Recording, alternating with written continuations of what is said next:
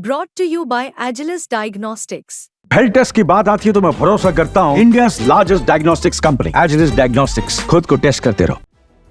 सोमवार को बाजार में क्या होगा, ये देश का हर निवेशक जानना चाहता है। शुक्रवार को बाजार में जो खरीदारी का दौर लौटा, क्या वो इस हफ्ते भी बना रहेगा, ये एक बड़ा सवाल है। लेकिन माना जा रहा है कि सोमवार को बाजार में खरीदारी देखी जा सकती है। इसके पीछे महाराष्ट्र में एनडीए गठबंधन के जोरदार प्रदर्शन को वजह माना जा रहा है। बाजार के जानकार मानते हैं कि महाराष्ट्र में डबल इंजन की सरकार फिर से बनने से बाजार को बूस्ट मिल सकता है। इस हफ्ते 3 बड़े फैक्टर बाजार की दशा और दिशा तय करेंगे। बाजार की नजर दूसरी तिमाही के जीडीपी आंकड़ों पर है। एजेंसियों के अनुमान है कि दूसरी तिमाही में भारत की जीडीपी ग्रोथ 6.5% से 6.8% के बीच रह सकती है। 27 नवंबर को अमेरिका में FOMC के मिनट्स जारी होंगे, इस पर भी बाजार की नजर रहेगी। इसके अलावा 27 नवंबर को ही अमेरिका के जॉबलेट क्लेम के आंकड़े आएंगे। ये 3 बड़े फैक्टर हैं जो बाजार की इस हफ्ते दिशा तय करेंगे। हालांकि महाराष्ट्र चुनाव के नतीजे और शुक्रवार को बाजार में खरीदारी के माहौल को देखते हुए सोमवार को बड़ी गिरावट की उम्मीद कम ही की जा रही है।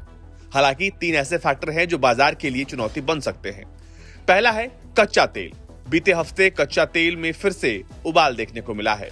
बीते हफ्ते ब्रेंट क्रूड के दाम 5.27% चढ़कर $75 के पार पहुंच गए हैं। दूसरा है विदेशी निवेशकों की ओर से बिकवाली। बीते शुक्रवार को भी FIIs ने 1278 करोड़ की बिकवाली की है। तीसरा है डॉलर के मुकाबले रुपए में कमजोरी। $1 के मुकाबले रुपए का भाव ₹84.50 पर पहुंच गया है, जो रुपए का सबसे निचला स्तर है। ये 3 फैक्टर ऐसे हैं जो निवेशक के भरोसे को कमजोर करने का काम कर रहे हैं। अगर आपको इंट्राडे लेना है तो इन लेवल्स का ध्यान रखना जरूरी है। हाँ, शॉर्टर टर्म में ये बाय ऑन डिप्स की मार्केट बन जाएगी अभी, जब तक आप ये 23,600 के लेवल के ऊपर मेंटेन करते हो। तो पुट राइटर्स का जोर ज्यादा, और ऊपर से अब अगले हफ्ते इंपॉर्टेंट ट्रिगर किया कि 27 नवंबर बुधवार को यूएस में FOMC की जो पिछली बैठक हुई थी उसके मिनट जारी होंगे। उनका Q3 के जीडीपी भी आना है, जिसका दूसरा अनुमान आना है। और हमारे यहाँ पर भी तो इंपॉर्टेंट है, हमारे यहाँ Q2 का जीडीपी आंकड़ा आना है, जो कि 29 नवंबर शुक्रवार को आना है।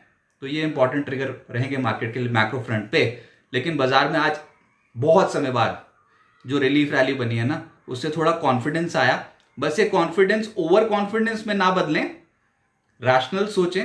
एक ही दिन में 557 पॉइंट्स ऊपर आ गए आप। निफ्टी बैंक में एक ही दिन में 762 पॉइंट्स ऊपर, और सेंसेक्स में एक ही दिन में 1961 पॉइंट्स ऊपर। आप कह सकते हो ऊपर से पिटे भी बहुत थे, लेकिन हाँ, इसको ओवरऑल ट्रेंड को इंप्रूव करने में थोड़ा समय लग सकता है। ये कह सकते हैं कि इंटरमीडिएट बॉटम लगा है, और अगर अब आप ये 23,600 के लेवल को होल्ड कर जाओगे तो ठीक।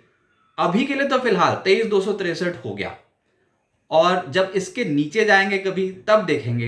लेकिन तब की क्यों सोचें, अगर कुछ और पॉजिटिव ट्रिगर आ जाता है, दिसंबर में RBI पॉलिसी भी तो आनी है, कोई पॉजिटिव ट्रिगर आ जाता है तो बाजार में धीरे धीरे करके टाइम स्पेंड करके हो सकता है ट्रेंड पलट ले। तो पॉजिटिव सोचें। बाजार पे आज बहुत ही अच्छी रिलीफ रैली देखने को मिली है। फिलहाल निफ्टी के लिए 24,050 का स्तर बड़ा रेजिस्टेंस बना हुआ है। अगर सोमवार को शुरुआती घंटे में ये लेवल ब्रेक होता है तो बुल्स तेजी से ऊपर की चाल पर बाजी लगाएंगे। फिलहाल महाराष्ट्र चुनाव के नतीजों को देखकर बुल्स का कॉन्फिडेंस हाई दिख सकता है। ये खबर हमने आपकी जानकारी के लिए तैयार किया है। अगर आपको किसी शेयर में खरीदारी करनी है तो अपने निवेश सलाहकार की राय जरूर लें।